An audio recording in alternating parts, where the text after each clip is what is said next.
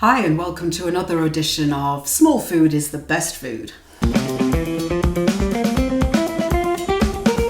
went to visit a friend yesterday and she sent me home with some bits and pieces from a garden. So I've got some rhubarb stalks and some little plums. And these are very, very little, very sweet indeed. When I made the pineapple and grapefruit tart, I already knew I had to do this. So today's going to be the day. So it's going to be a rhubarb and custard tart. I'm going to do the custard first because that needs to cool down. So I'll get that done and then it's out of the way and just can chill out a bit. So this is 600 mils of plant milk. I'm using pea milk. I've recently discovered a company called the Mighty Pea Company. So I'm going to try using some of this. I've got the remainder of the custard powder that I made for the pineapple and grapefruit tart. I'll stick the card up there for you and I'll pop a link in the description as well if you want the full recipe. This is oats, cashews, granulated sugar and a little bit of glutinous rice flour. I thought I had more than I did, so I might have to put some cornstarch in there if I don't quite have enough to get it really thick like I want it, but we'll see how we get on. So just heat this up. I've had another ingredients buying frenzy at 2 a.m. I did a quick little portrait video for social media. If I've done it, I'll stick the link in for you. And I bought tiger nuts. So these I haven't tried before. So I thought if the flavour's right, I might stick them in the pastry. If I've remembered correctly, these aren't actually nuts. They're a tuber from a plant. They taste like slightly coconutty, slightly, hazelnut, macadamia almond. I'll do a bit of research to double check that they're not nuts, because that could be a great sort of substitute if you've got a nut allergy. Yeah. Once your milk gets to a good heat, I'm going to start adding the custard powder. I've used the pea milk, like I say, but you can use any type you want, that's fine. I'll do 3 tablespoons or so to start with. And whisk it in. And you can use shop bought custard powder as well, that's absolutely fine. Yep, that's going to need corn flour. So I've mixed up a really thick cornstarch slurry. That's about 2-3 tablespoons of milk and 2 heaped tablespoons of cornstarch. So I'll put 2 in. I've got this vanilla powder that I'm going to throw in, but it's barely got any flavour at all, so it's going to be more for appearance than anything else. Definitely won't be buying this brand again. Yeah, so I'm going to chuck in a teaspoon to start off with. So mix that in. How is that not combining? That's the weirdest thing I've ever seen. That's way too much. Yeah, don't do that much. And I'll do half a teaspoon of vanilla extract, another 2 spoonfuls of the cornstarch slurry.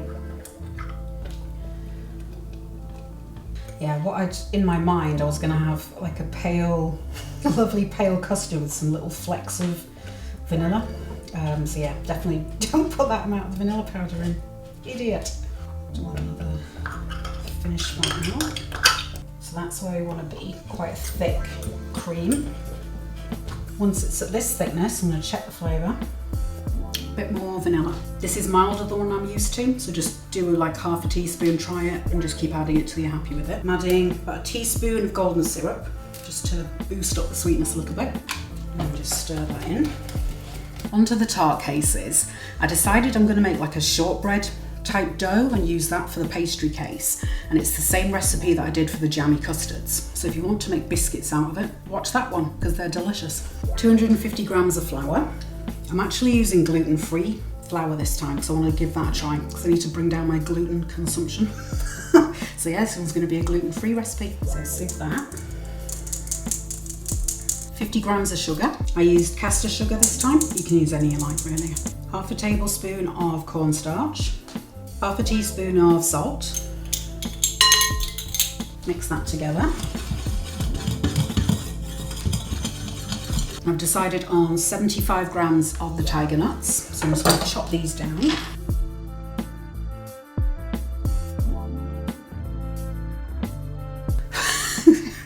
Right, I'm boiling, and this has taken forever, so I'm going to do, it's probably about 35-40 grams of the tiger nuts. Yeah, do it in the food processor if you can. My arm is killing me. Slide that in. Give that a mix. Add in 160 grams of oil. I might do that half at a time. Just because I've not used the gluten-free flour before, so I'm not sure how it reacts. So with the shortbread, you don't add any water, but that, I just don't know if that's gonna bake, so I think I'm gonna add a bit of water in. So it's gonna be kind of a short crust, shortbread type of hybrid. And then I'll add 1 tablespoon of water at a time until it comes together. That's the 2nd tablespoon. If you're using regular flour, just do, just same process really, do 1 at a time, but because it's got gluten in there, it will react slightly differently. It probably won't be as brittle as this. So, just do a little bit at a time till it forms a ball. Got 6 tins, so I need to kind of divide it into 6. And now I need to figure out how to get it in the tins, because I don't think that's going to roll. It's very brittle. I'm just going to flour baking sheets just a little bit, just to stop it sticking. And roll it a little bit, turn it. Check the thickness. Yeah. Bloody hell. Yeah, it needs to be very floured. So it looks like I'm going to have to hand build it in here. Wow, this is annoying, is a polite way of saying it. Thinking about it now, if you're using gluten-free flour, you probably don't need to put that extra bit of cornstarch in there, because the gluten-free flours are starches anyway. So yeah, go ahead and skip that bit. Once you've got it in the tin, then poke lots of holes in. Bang it in the fridge. Repeat for the remaining 5. This is going to take a while, I think. So I'm going to switch off the camera and try and cool down a little bit. See you soon. Finally finished all of the cases. My goodness, that's a chew on. So I've got those chilling in the fridge just so it can set before baking it. I've set my timer for 15 minutes, so just to remind me. So in the meantime, I'm going to crack on with poaching the rhubarb. So we're going to make a sugar syrup. I've had a look online and the general consensus seems to be 2 parts water to 1 part sugar. So I've got up to 500 line with sugar. Pour that in. I'm just using golden castor sugar, but use whatever you've got to hand. And then a litre of boiling water. Give it a stir. And then I've got this on sort of a medium-high heat. We just want to completely dissolve all the sugar. So you'll be able to feel the granules on the bottom of the pan. And then time to slice these. So I'm just going to give them a quick rinse under cool water. In my mind, what I'd like to do is cut long strips of it, and then I'm going to roll them up little rosettes. Yeah, I'm just going to take off the outer skin because that's quite stringy, and then attempt to use the speed peeler to do the strips. So I've got it on kind of a flat side.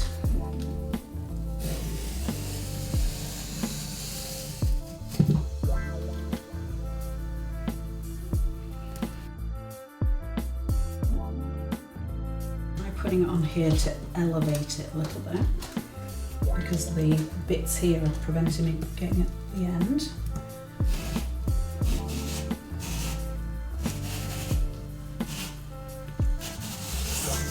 I've done 2 rhubarb stalks and I think I'm going to do it in batches just so then the pan isn't overcrowded. Just giving it a stir, make sure I can't feel any granules on the bottom. So slide those in. Make sure everything's submerged. I think probably 10 minutes or so, 10-15 minutes because it's so thin. Oh, I know what I forgot. Rose water. So I'm going to put in about a teaspoon of rose water just to give it an extra lovely bit of flavour. Put orange flower water in there as well, that'd be great. Any sort of flavours you like really. So we're going to blind bake them, same as we did for the pineapple and grapefruit. So I've got 6 squares of paper, just going to scrunch them up. Pop in a square of baking paper, lift the paper and pull it around, just to make sure you get it into the corners if you can.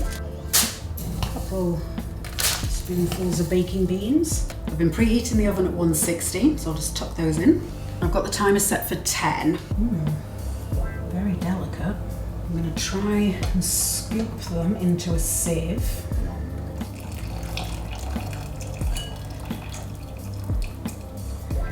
this idea might not work. I think it's gone too soft, but we'll let it cool down, see what happens. Pastry's had 10 minutes. I'm just going to check on one of those. It's not doing too bad. There's a lot of cracking though. Wow. Okay.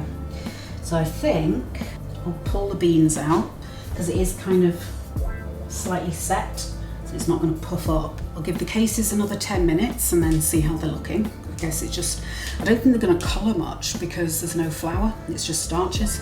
So we'll see. We'll have a look at the rhubarb, see how that one's doing, the one that's been draining. My idea is to roll it up. Okay, yeah, so that's actually not too bad. And then I might tuck a little red currant in there. Yeah, I don't know if this is going to work. It's so fragile. I think what I might have to do is just sort of arrange it in little kind of nests on top of the tart. So I think to do the rosette type, it would be an idea possibly to do it on a baked, you know, so put them on, roll them up if you can while they're raw and then bake it. Tart's had 10 minutes, I'll pull one out. There's a bit of give to it, so I'm going to do another, I don't know, I can't tell. I think that might be okay actually. I guess today is just one of those days. So I pulled them out of the oven, put them on a cooling rack, and I think they probably will firm up a little bit more as they cool. Final batch of rhubarb in there. And I might use these peels to do like a chutney with some other plums. That might work quite nice. I've got some string beans as well. I'm going to make a little sauce, a little coulis to go on the side. So I've got 400 grams of the plums in a pot. Pour over 100 mils of port. Quick stir and then heat that through. Everything's done, all of my components are ready. So that sugar syrup actually tastes delicious. So I'm boiling off a lot of the water and I'll stick it in the fridge in a bottle. It can be like a nice cordial. Yum! So I'm just cooking the plums down. I want everything to get really soft. So I'll just leave it there doing its thing. Everything tastes delicious. I'm just still a bit sad about the appearance. Right, so I've cut 6 little strips of baking paper and I'm gonna put that in the tin to line it, make it easy to lift out. So be very gentle with the pastry. So it just makes little handles like that. I think that was too much port, so maybe do 50. I'm probably gonna have to boil this back out again. So I've got the oat and cashew cream here. It's gone really lumpy and I'm not sure why because it didn't do this last time. But it's gonna be covered so we're not gonna see the lumps. Yeah, don't worry about it. If you really don't like the lumps, you can sieve it. Just push it through a sieve and that'll get everything out. I'm gonna give it a very quick whisk just to get it nice and loose. We'll fill the cases. Take care not to overfill them too much, otherwise it's all going to kind of flood out when you put the filling in, the fruit. I've got that amount left over. I planned on making like some frozen yogurt ice cream type stuff, so I might put that in there as well. Here's where we're at with the plums and port. Yeah, there's much more liquid there than I need. I guess the plums are very juicy. So I'll just leave it on here, boiling. That will evaporate some of it. And I might scoop out a couple of scoops. Scoop some of it out into the cordial mix. And that'll be an absolute banger. I've got a punnet of red currants as well. So I'm going to scatter those on with it as well. I think that'd be quite cute. Pull out strands and just drape them on there. And I'll tuck in the red currants, so to get them off the stalk, just pull them against a fork and then get them all over the floor. Kind of tuck them in the little loops and the natural little gaps that are in there. You can just jiggle things around a bit. There we go. Repeat. Once your syrup starts bubbling fiercely, turn the heat down. I'll get these 4 finished off and then pick it back up in a few minutes and I'll do the coulis with you. Right, so the tarts are done. Let's have a look. And despite them not being exactly what I planned, they still look very tasty. And we've got the cordial still bubbling away, doing its thing. I did put a couple of spoonfuls of the plum juice and port in there, just to, take some of the excess liquid out of the coulis, which is there. So So we're now going to sieve that down. I've been left over with a fair amount of rhubarb. I think I did 7 stalks, something like that, so you don't need to do nearly that amount. But I think I'll just snip that with some scissors and then have it on my yogurt and granola in the morning. Keep more of an eye on your plums than I have, because mine have stuck a little bit, although it lifts off very easily. But I think there must be a lot of pectin in these plums because it's already very jammy and juicy. So what I'm going to do, I think, is check the flavour. It's very tart. Not necessarily unpleasant, but just maybe a touch too intense.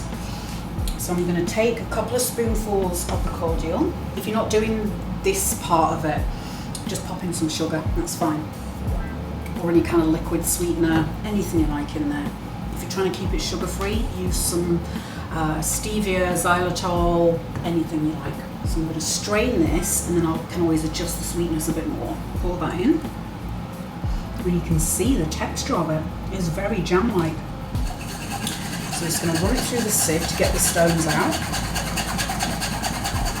If you want to skip this step, by all means cut the plums and take the stones out beforehand. Although I don't know if perhaps the pectin is in the stones. I don't know. If you give it a try, let me know in the comments.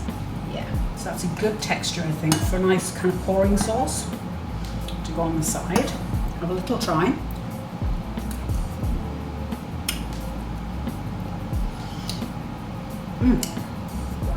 It's still that touch too tart, so I'm going to put 1 or 2 spoonfuls. Here's the cordial.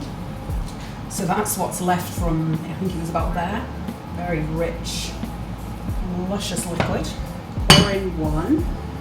I'm going to take that off the heat now, I think. Perfect. So it's sweet when it hits your tongue, but then there's like a sour note at the end. If you want more sugar in there, obviously, you know, keep tasting, do whichever you want. So that cordial, I'll let it cool down and put it in a glass bottle. I'm going to tidy, and then, yeah, I'll see you back for the eating. Here is the bottle of cordial. One thing to be aware of, yeah, I've got jelly in glass. So I guess the rhubarb has quite a lot of pectin in as well, but it's fine. It does pour out eventually. It's eating time, my favourite part. Yay! So I've got my little jug full of the coulis. Pour a bit on. Perhaps a bit thicker than it needs to be, but that's okay. This pastry is a bit of a nightmare. That's too big a mouthful, but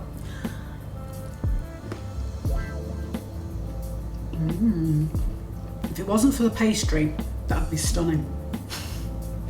The pastry is very crunchy, rather than being a kind of softer, biscuity, short kind of pastry. It's quite chewy, not chewy, crunchy like a cracker.